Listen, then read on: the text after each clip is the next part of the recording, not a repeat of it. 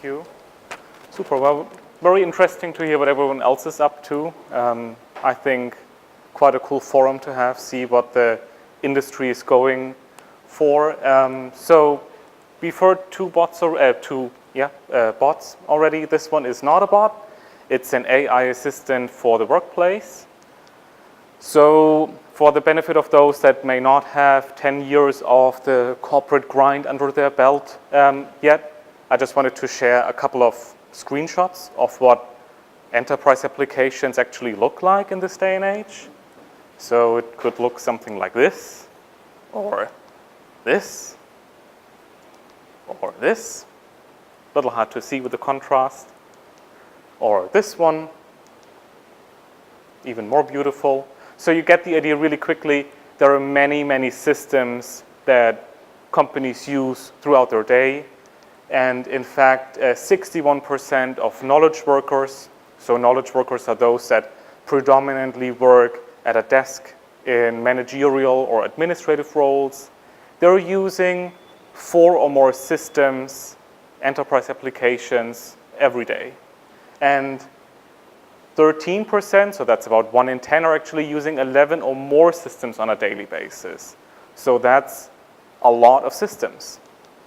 And searching through all of these many systems takes a lot of time, 36% of your time on average, to be precise.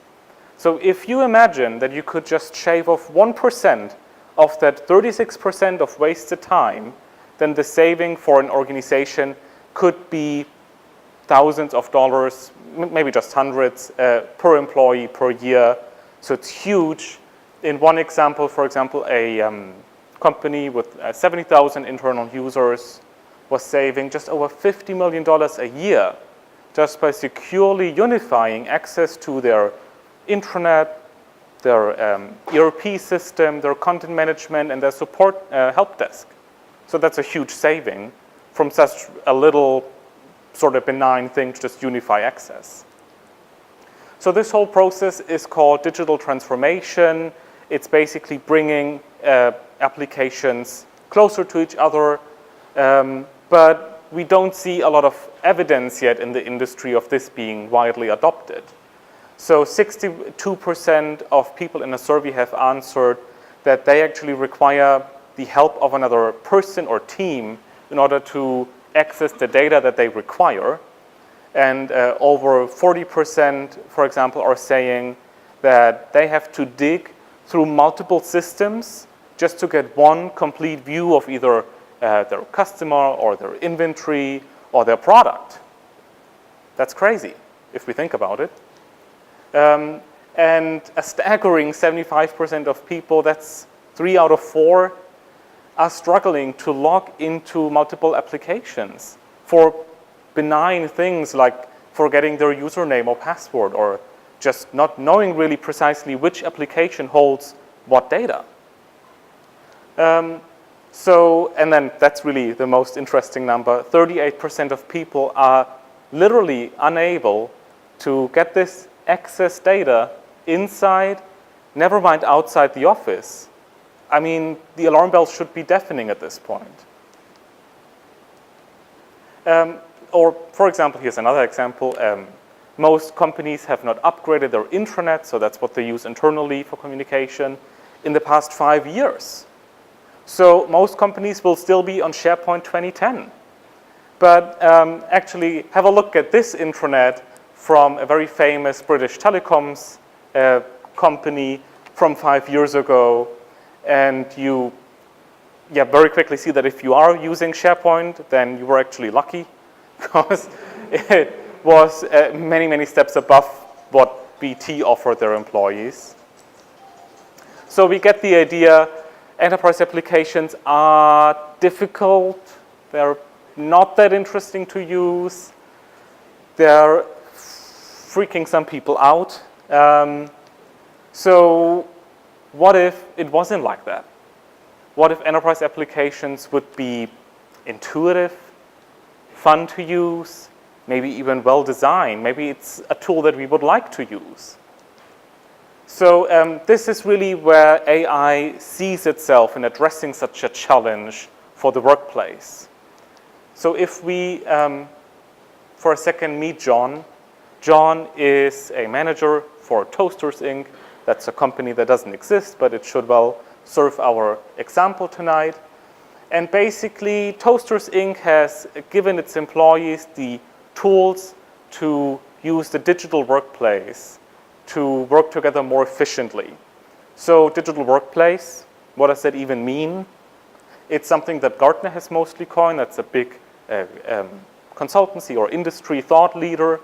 And they say the digital workplace is a new and more effective way of working together by using consumer-style apps or technology. So it's sometimes called the consumerization of the workplace. And the goal is to raise employee engagement.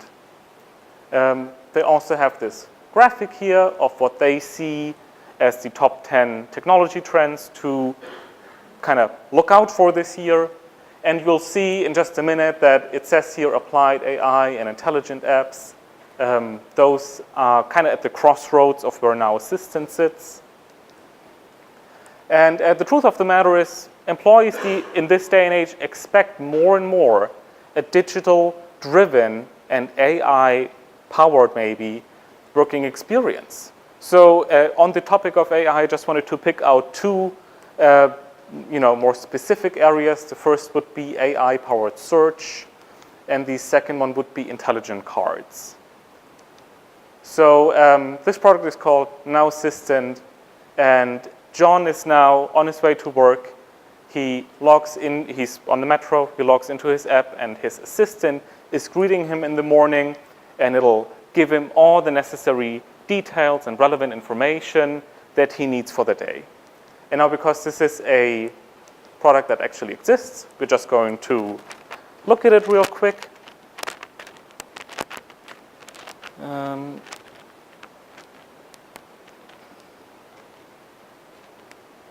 with me.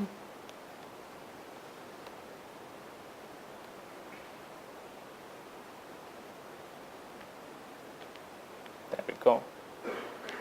So this is now, maybe I should refresh that just to be safe.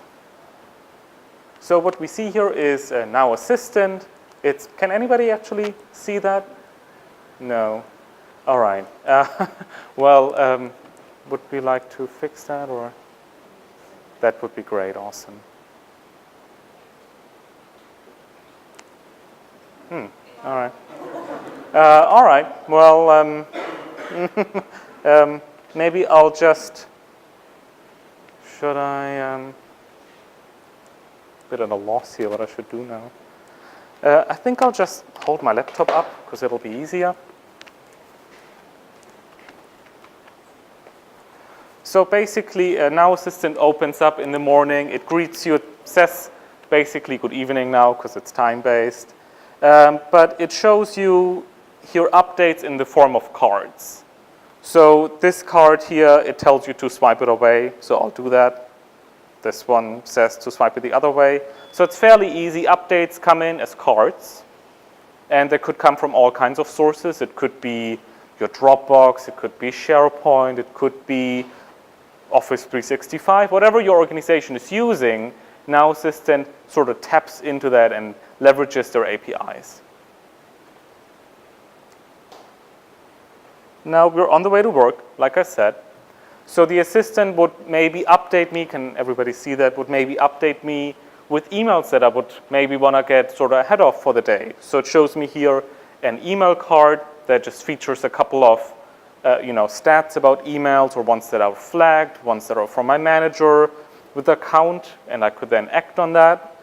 But I'm not really interested in these stats right now, so I'll just swipe that away. The next is an announcement from Yammer. Someone has posted in like sort of a social network for companies an update. All right, I guess, why not? So swiping cards away is one way of dealing with them, but that gets boring real quick.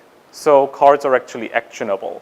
So some cards, maybe you want to take an action on them right away, like say approve something or expand a news article. So this next card, for example, lets me know, oh, there's actually an expense report from a recent trip you must have taken.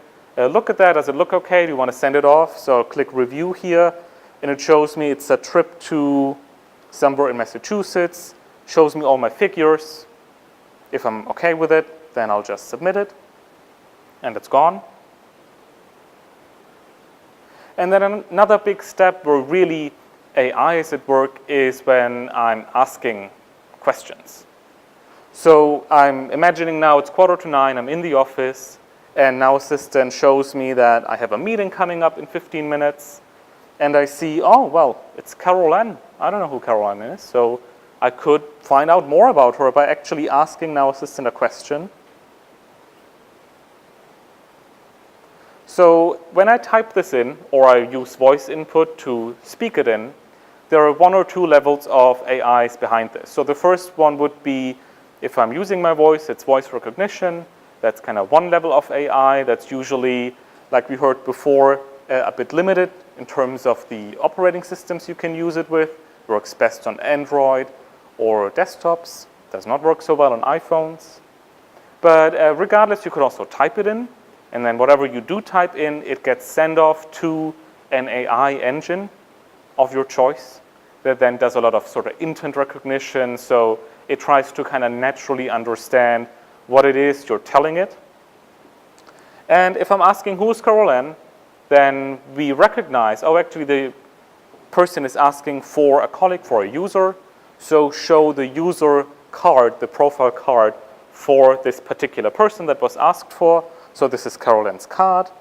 There are other things I could ask for. I could say, how much PTO do I have left? How much leave do I actually have left this year?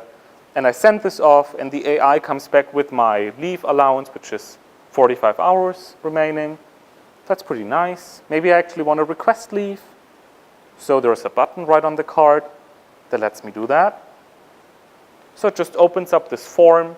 This form, again, could come from your SharePoint. It could come from your HR software. We're really unopinionated in the way that whatever data you have is the data that Now Assistant tries to tap into. So it's not restrictive in any kind, in any sense, really. Then let's imagine I'm in the line at Starbucks to get my coffee for lunch.